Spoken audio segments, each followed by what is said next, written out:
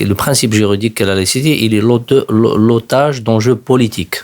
C'est-à-dire, c'est devenu un enjeu d'extrême droite. C'est l'otage de l'extrême. Et c'est pour ça qu'on reproche, là, sur le plan politique, on trouve que la gauche ne défend pas assez la laïcité. Elle l'a abandonnée carrément, alors qu'elle était historiquement, depuis les lois Jules Ferry, depuis Aristide Briand, la loi 1905, c'était en général, c'est la gauche, et c'était on va dire la gauche socialiste et d'autres courants, et il y avait en quelque sorte au fil d'un siècle, il y a eu cet abandon, alors que c'est les conservateurs, je veux dire traditionnels, catholiques traditionnalistes de fin 19e siècle, début du 20e siècle, qui étaient l'opposant, qui portait des plaintes, qui résistait à son application.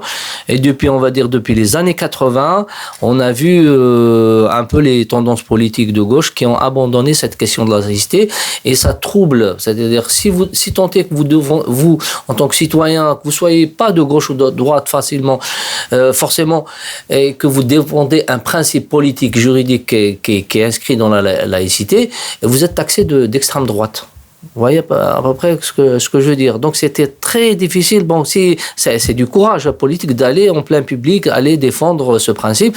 Vous risquez, vous pouvez passer pour un islamophobe facilement, ou d'extrême droite. C'est parce que le principe juridique a été récupéré par l'extrême droite, et donc c'est comme si je vous dis, supposons que vous soyez féministe, je pense que vous devez l'être féministe, si un jour l'extrême droite au niveau mondial, Trump ou d'autres, ils vont s'accaparer de la question des droits de la femme, tout ça.